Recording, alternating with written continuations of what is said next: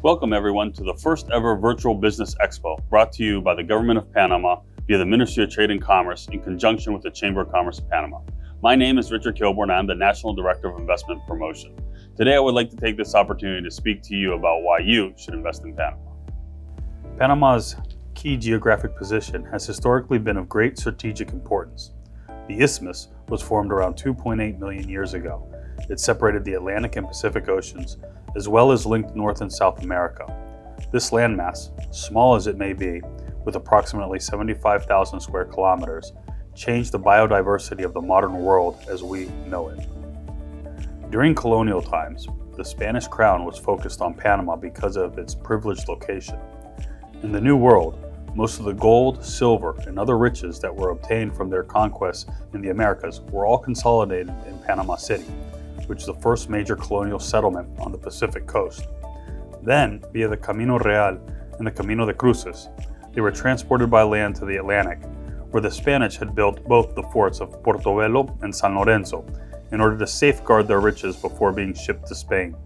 These particular trading routes give way to Panama's folkloric history filled with pirate stories, including the attacks of Sir Henry Morgan on Panama City and the demise of Sir Francis Drake in Portobelo Harbor. During the mid to late 19th century, the town of Colón, located on the Atlantic side, blossomed alongside Panama City, which is located on the Pacific.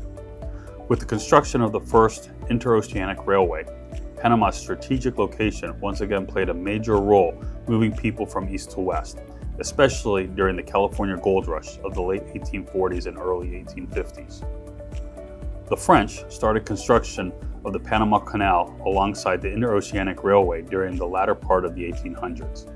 This engineering marvel was later completed by the Americans in 1914, further cementing the status of Panama as a key hub for logistics, travel, and exchange throughout the entire Western Hemisphere. In 1948, the Colón Free Zone was established. Several multinational companies such as Gillette, Coca-Cola, Pfizer, and Parke-Davis opened for business there. Since then, the Colón Free Zone has grown into the second largest duty-free zone in the world. Panama's continued focus on major infrastructure projects, as well as public policies aimed at facilitating international trade and investments, has led to modern-day Panama having several competitive advantages for doing business on a global scale, such as having a dollarized economy with almost no inflation since 1904, a well-developed and long-established international banking center with over 60 licensed international banks operating out of Panama, and a sustained economic growth rate above 7% on average for the last 15 years, leading the Latin American region. I must point out, however, that these figures are pre-pandemic. With that said, all of these factors make for a world-class logistical hub. Panama currently has 5 major maritime ports, 3 on the Atlantic and 2 on the Pacific. Tocumen International Airport is considered the hub of the Americas, connecting passengers to over 90 destinations in over 34 countries on a daily basis. We are a technological hub with 7 major sub-oceanic fiber optic cables that all converge here, with over 95% of all digital communication from the region passing through Panama.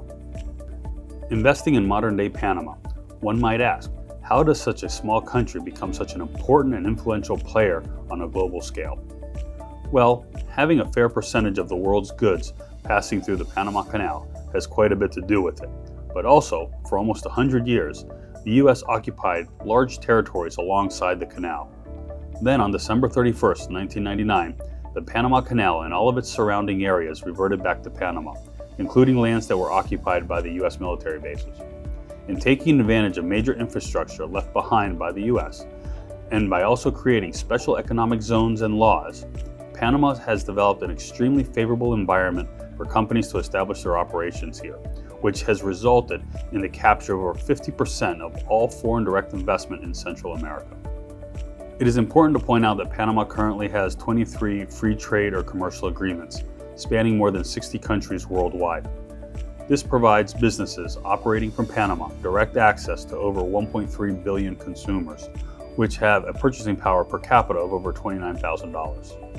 Some of the laws and special economic zones that have been established over the years to attract foreign direct investment are areas such as Panama Pacifico, Ciudad de Saber, otherwise known as the City of Knowledge, and the Colón Free Zone. There are also special laws for multinational companies, and there's a law for the creation of private free zones, and a new law for manufacturing. Taking advantage of an old Air Force base, Panama, in conjunction with London Regional, has created one of the largest, most ambitious mixed-use developments in the world, and it is strategically located right next to the Pacific entrance of the Panama Canal. It has become an ideal location for companies that perform logistics and distribution, high-tech manufacturing, maritime and aviation services to establish operations there. Currently, over 280 companies, many of which are Fortune 500 and Forbes Global 2000 firms, operate from Panama Pacifico. The Kilborn Free Zone is the second largest free zone and one of the leading logistics centers for multi-module redistribution in the world. Located adjacent to 3 major shipping ports on the Atlantic side of Panama, it is an ideal hub to access markets of Central America, the Caribbean, and Andean community. Currently, there are over 2,700 companies employing over 18,000 people operating out of the Kilborn Free Zone. Once again, leveraging major infrastructure once built for intelligence purposes by the Americans, Panama created the City of Knowledge. This area, which also used to be an old Army base and is where the U.S. Southern Command was located, is where you will find the convergence of 7 major suboceanic fiber optic cables, creating the backbone for all telecommunications throughout the region. Located just minutes from Panama City Center, this area was established to promote business, educational, scientific, and humanistic collaboration.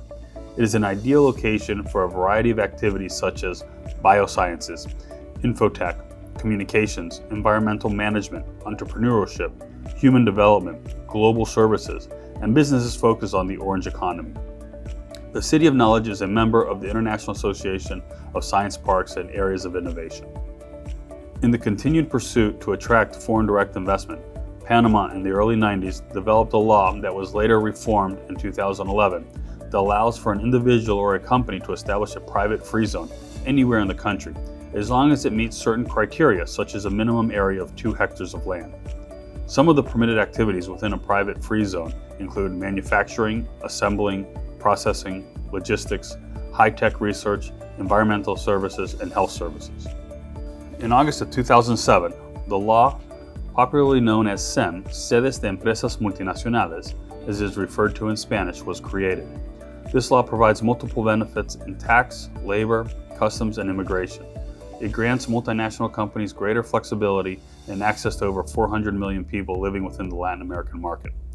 There are currently over 150 registered companies benefiting from this regime, which also have brought over $1.1 billion of direct foreign investment to Panama.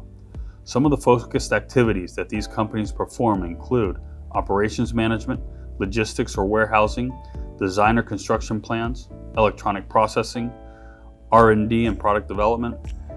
In order to qualify for this law, the multinational company must either have more than $200 million in assets amongst its corporate group or at least 7 subsidiaries. As I have mentioned throughout the course of my presentation, Panama has consistently strived to be a world leader when it comes to doing business on a global scale.